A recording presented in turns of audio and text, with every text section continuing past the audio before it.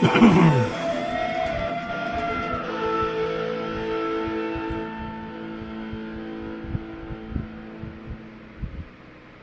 morning, ladies and gentlemen. Welcome back to part 2 of my review of URSHURAK and our read-along fantasy selection read-along for the month of December. I know at least one pair of individuals, Mike and Jen. I believe you guys are both reading along with me. I'm not sure if anybody else is reading along, but hopefully if you're not, these reviews will inspire you to maybe pick this up and give it a chance.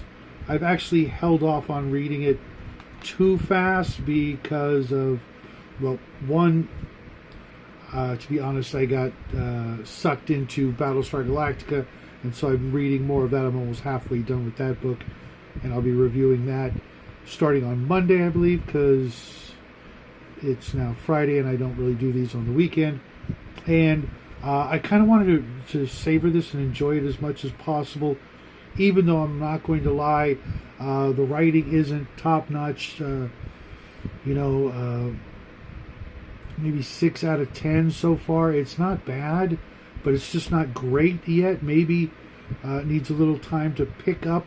But we start out with, and this is really where it's kind of weak, one of our main characters, Hugh. He's a ranger. His wife and children have been slain, which the going into that at the very beginning was very, very weak and lacking of detail. Obviously, I don't want the gore and whatnot, but a little more emotion and heartfelt. Other than I must get revenge. Hugh is giving up everything and decided to, obviously to go track down the killers of his family. Whereupon he stumbles as he's tracking them through the wilderness. He comes across a pair of dwarves and a young man being beset on a cliff by a bunch of rat-like humanoids, which I really dig. The fact that they went with that route instead of like orcs or goblins, something very different in your standard bill of fare, because they're not like were-rats, they're just more like Skaven, I guess.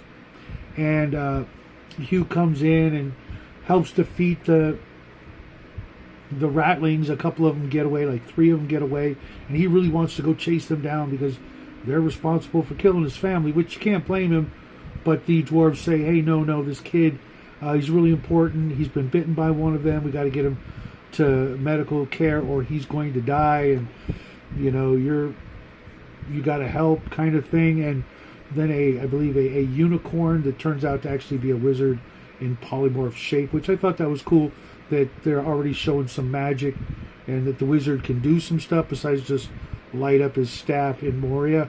And so Hugh agrees to take them to a sort of a house of healing, an ancient place, a strange wooden house affair with a stone tower attached to one side, where they meet Elgin, the Wizard of Modra.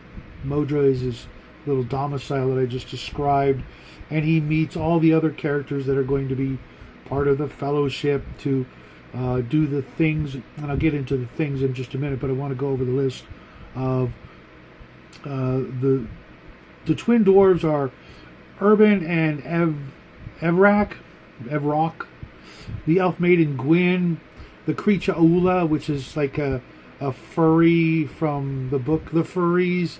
He's, a short little guy covered in fur, can't speak proper English, and try to make him sound even cuter, which I found annoying because I know that if they made this into a movie, everybody would hate this character. He's just a little Bigfoot, kind of miniature Bigfoot that's just talking in like baby talk, and I just want to just boot him out of the book.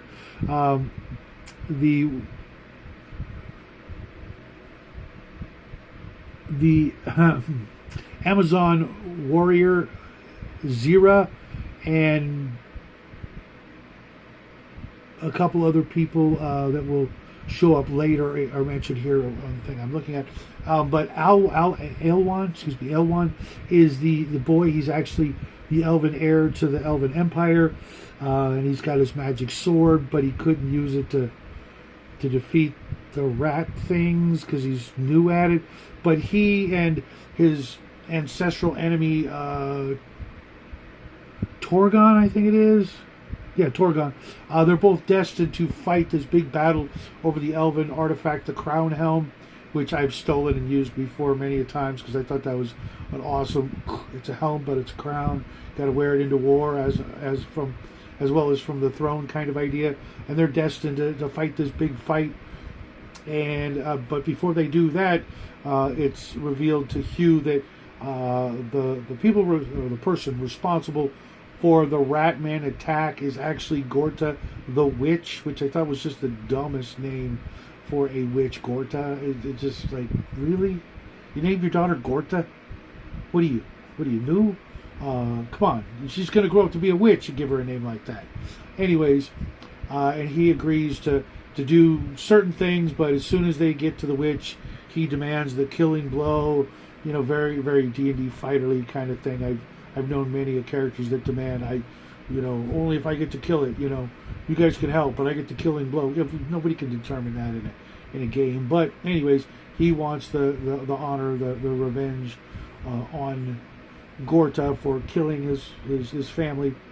And that's roughly where I left off, although Elgin was about to go commune with another wizard friend of his off in the wilderness in another land or something like that. So of course the wizard's got to disappear for periods of time doing wizardly stuff, because otherwise he would just solve the whole problem himself because he's a wizard.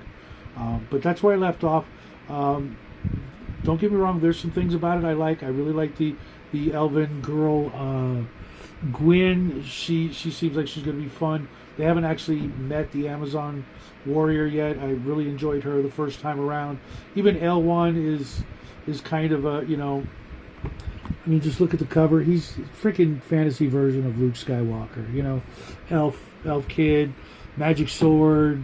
The 10-year-old in me just can't help but harken back to that time when I first read this, and I had the Hildebrandt poster on my wall somewhere of Luke and Leia. Luke's holding up the lightsaber, and all that had inspired. And I'm thinking as a kid, this is gonna be fantasy version of Star Wars, and it had obviously some similarities, and some obviously it was influenced by it, but I hadn't read Tolkien yet, so I didn't realize how much this had been inspired by Tolkien, of course, and I wouldn't go on to read that for a few more years. Just a couple more years, yeah. But otherwise, it's very mediocre, very middle of the road. It's got some great ideas, and it could really get better, and I'm going to hopefully find out over the course of the rest of the month.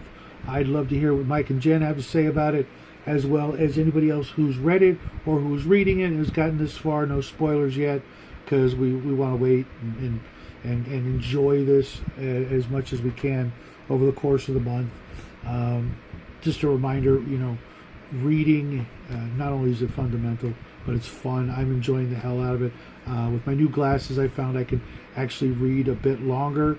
Even in my comfy easy chair, I don't immediately nod off after 5 pages. I can usually actually read now for 30 minutes to an hour. So I hope you guys have a couple of really fun books under your Christmas tree this year. I suspect I will, but then again, I'm Santa, so I kind of know what's under the tree. But I will see you guys later on tomorrow evening when we play some more Star Wars with George. Otherwise, you guys have yourself a great weekend. Again, Merry Christmas, and as always, Happy Trails.